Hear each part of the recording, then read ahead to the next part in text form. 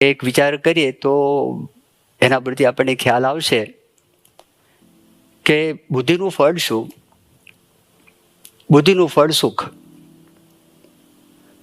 માણસે પ્રથમ વખત સાયકલ બનાવી તો બુદ્ધિથી એણે સાયકલ બનાવી છે. તો શરૂઆતમાં માણસો ખેતરમાં કામે જતા હતા તો ચાલીને જાય, થાક પણ લાગે. અને પહેલી વખત કોઈ ગામની અંદર સાયકલ આવી હશે અને માણસે પહેલી વખત સાયકલ જોઈ હશે અને સાયકલ ચલાવીને પોતે ખેતરે કામ કરવા માટે ગયા હોય તો એના મનમાં એમ થાય કે ઓહો, આ તો બહુ સારું છે, આપણને થાક ઓછો લાગે. જો બુદ્ધિનું ફળ સુખ. હવે પછી જ્યારે સ્કૂટર કે બાઇક આવ્યા તો પછી માણસ એવું કે જેણે સાયકલ બનાવી એના કરતાં વધારે બુદ્ધિશાળી આ છે, કારણ કે એણે વધારે સુખ આપ્યું અને પોતે પણ વધારે સુખી છે. એનો અર્થ એવો થયો કે બુદ્ધિનું ફળ સુખ છે, પણ જો વધારે સુખ કોઈ વ્યક્તિ આપણને આપે તો એ વ્યક્તિ વધારે બુદ્ધિશાળી છે અને પોતે એ વ્યક્તિ એ વધારે સુખનો જો અનુભવ કરતી હોય તો સમજવું કે એ વધારે બુદ્ધિશાળી છે. પછી કોઈ ગાડી બનાવી, વિમાન બનાવ્યું, તો જેમ જેમ સુખ સગવડ વધારે મળતી ગઈ અને જેણે બનાવનાર વ્યક્તિ છે એને આપણે વધારે વધારે બુદ્ધિશાળી કહેતા જઈએ છીએ. તો જે વ્યક્તિના જીવનની અંદર અખંડ સુખનો અનુભવ હોય અને એ વ્યક્તિ અખંડ સુખી હોય અને જેના જીવનની અંદર અખંડ આનંદ હોય તો સ્વાભાવિકપણે એ વ્યક્તિ છે એ સૌથી વધારે બુદ્ધિશાળી આપણે કહી શકીએ. હવે આ પ્રકારનું અખંડ સુખ કે અખંડ શાંતિ એ ભગવાનના ભક્તો સિવાય કોઈના જીવનની અંદર અનુભવ થયો નથી. ગોસ્વામી તુલસીદાસજી એટલા માટે કહે છે કે સુરપુર નરપુર નાગપુર ये तीन में सुख नाही, का सुख हरि के चरण में, का संतन के माही. આ જો વાત કરી એમના જીવનની અંદર અખંડ સુખ, અખંડ શાંતિ. અને આ કેવું સુખ, કેવી શાંતિ. આ લોકની અંદર જે માણસે સુખનો અનુભવ કર્યો હોય અને જેટલો કંઈ સુખનો અનુભવ કર્યો હોય એના કરતાં ઘણું બધું સુખ એ ભગવાનના ભજનની અંદર છે, ભગવાનની પાસે છે, ભગવાનના સંતો પાસે છે. અમદાવાદની અંદર એક હરિભક્ત રહેતા હતા, છબીલભાઈ, અને કાચનો વેપાર કરતા હતા. એટલે છબીલભાઈ કાચવાલા તરીકે પ્રખ્યાત હતા. 1980ની સાલમાં પ્રમુખ સ્વામી મહારાજ સાથે એ પરદેશ વિચરણની અંદર જોડાયા હતા. 4 મહિના પોતે ભેગા ફરેલા હતા અને 4 મહિના પૂરા થયા અને પ્રમુખ સ્વામી મહારાજને આંખે મોતિયો આવેલો.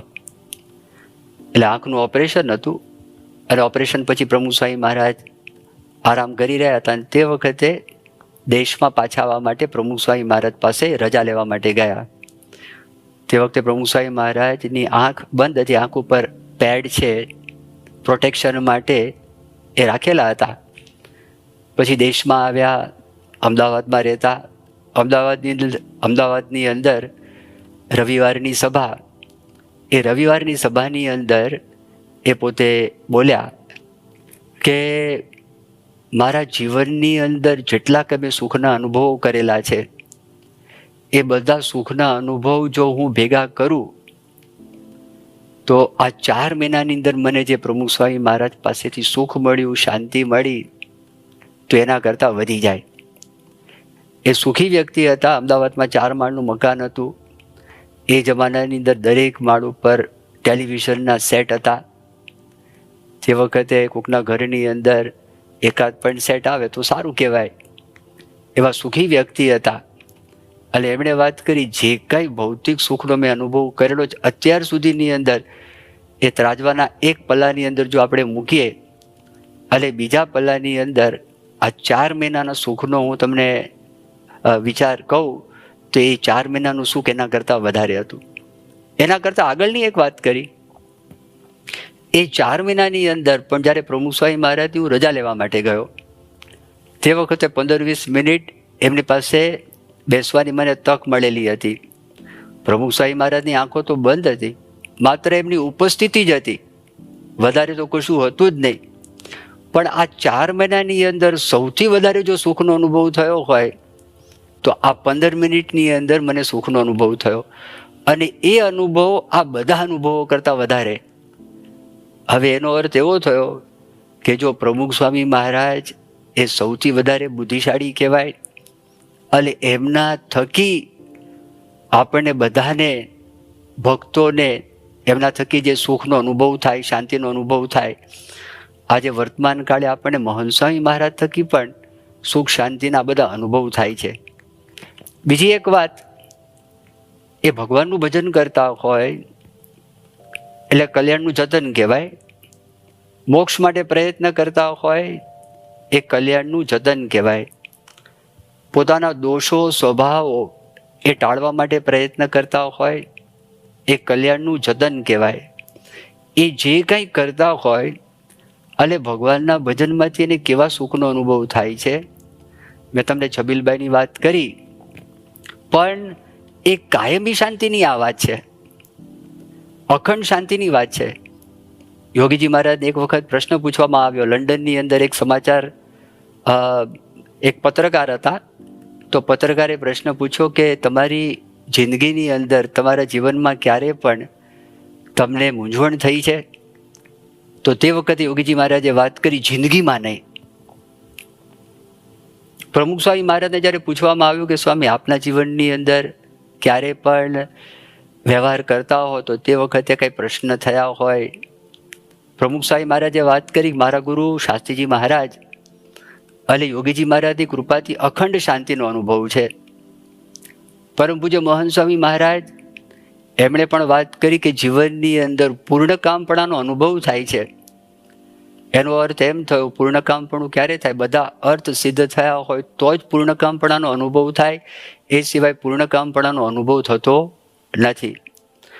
એટલે ભગવાનના જે ભક્તો છે એમના જીવનની અંદર જ અખંડ સુખ છે, એમના જીવનની અંદર જ અખંડ શાંતિ છે. સ્વામિનારાયણ ભગવાનના વખતની અંદર પ્રેમાનંદ સ્વામી હતા અને સ્વામિનારાયણ ભગવાનના વખતમાં બધા પરમહંસો હતા. તે પરમહંસોના જીવનની અંદર પણ આ જ પ્રકારના સુખ અને આ જ પ્રકારની જે શાંતિ એનો અનુભવ હતો. પ્રેમાનંદ સ્વામી એમના એક પદમાં લખે છે કે મનોહર શોભિત શ્રી ઘનશ્યામ, તો એની અંદર પ્રેમાનંદ સ્વામી આ વાત કરે છે, શ્વેત બસન તન શ્વેત આભૂખન શ્વેત પુષ્પ ઉરદામ બોલત વચન સુનત સુખ ઉપજત આનંદ આઠો જામ. આઠો જામ એટલે 8 પહોર, 1 પહોર એટલે 3 કલાક, 8 પહોર એટલે 24 કલાક. 24 કલાક મારા જીવનની અંદર સુખ છે. આ પ્રેમાનંદ સ્વામી ભજન લખ્યુંની આગલી કડીની અંદર એમ કહે છે કે આ સ્વામિનારાયણ ભગવાનની જે છબી છે તે એ છબી મનોહર છબી છે, શોભાયમાન છબી છે.